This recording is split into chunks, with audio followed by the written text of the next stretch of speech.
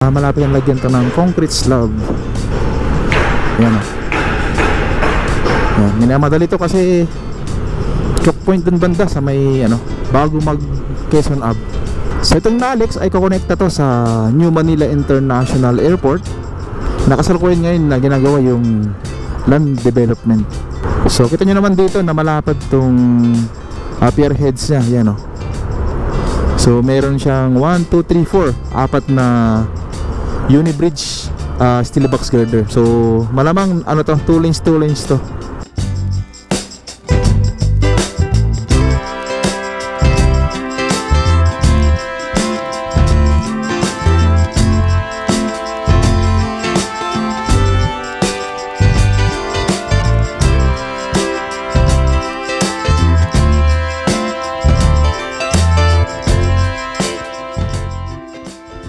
Good morning guys, nandito tayo ngayon sa may ginagawang off-ramp dito sa may Quezon Avenue.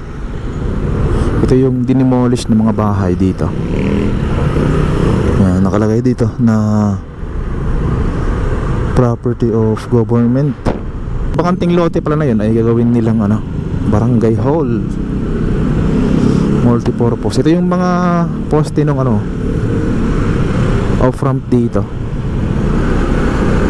Yan. Pagkatapos to ng Quezon Ave.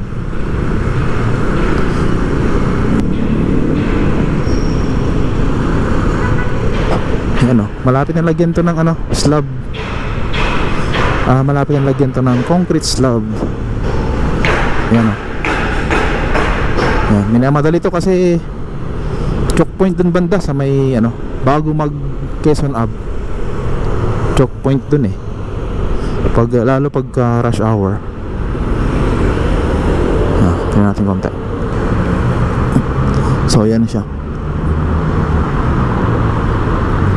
So ganyan itong off-ramp dito. May mga parapet all na.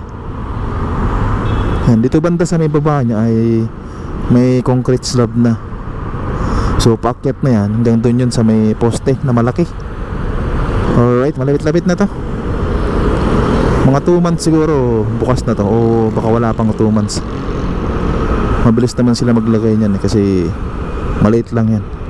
Wala pang 100 meters. Pero anyway, ngayong araw ay mag-update tayo sa Nalex.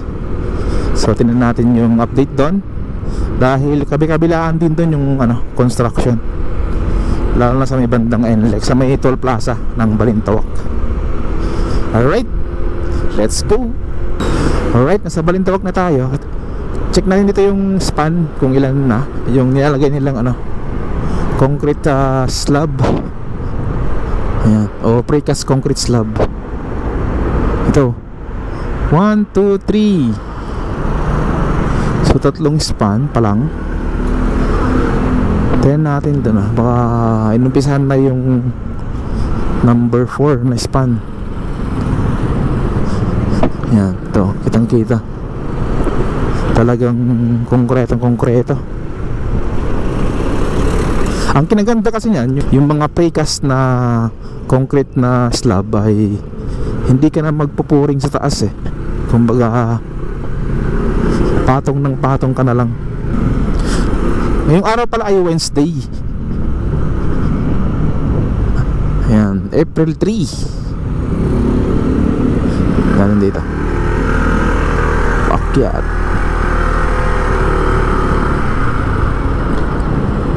Oops. Yan, ito yung Nalex. So itong Nalex ay kukonekta to sa New Manila International Airport. Nakasalukuyan ngayon na ginagawa yung land development. So ito yung mga nakapatong dito ng mga Unibridge steel box girder. Yan. May mga nilalagay silang tali para hindi siya kumalas. Yan, may mga tali siyang nilalagay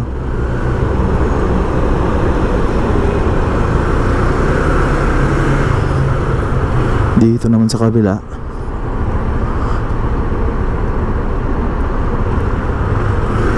May mga tolda na blue. So ito yung papuntang papuntang south. Yan. Ito naman yung norte. Ikot tayo.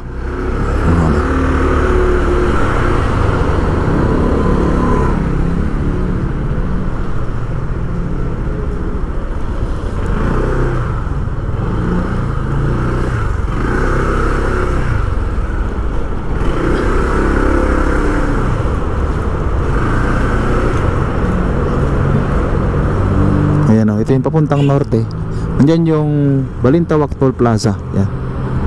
Nung simana ay sobrang traffic dito, lalo na yung papuntang norte. Yan, daming mga sakyan dito na bumper to bumper. So may nagtanong sa ating mga subscribers sa comment section na kung ito daw ba ay 2 lanes. So kita nyo naman dito na malapad tong pier heads niya, yan o. So meron siyang 1, 2, 3, 4 apat na unibridge steel box girder. So malamang to 2 lanes to. 2 lanes dito papunta doon sa norte, and then 2 lanes naman papunta sa south. Tapos dito merong trabahador dito. Yun pala yung ginagawa nila.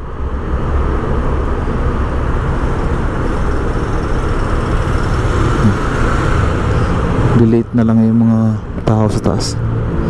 Pero good thing ay may mga tao sila dito. Tuloy-tuloy naman yung construction dito. Kaya huwag tayong mangamba na mahintro na naman to.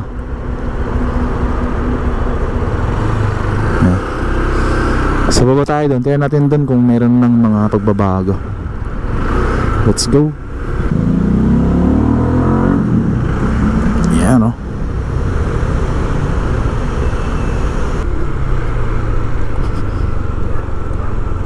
Yan dito.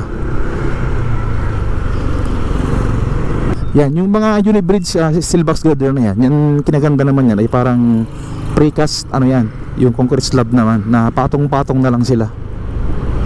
Yung ibang klase kasi ng pag ganyan, paglagay ng mga skyway ay binubuhusan. Although yung poste niya saka yung pier heads ay binubuhusan. Tapos isang klase ng girder ay concrete naman.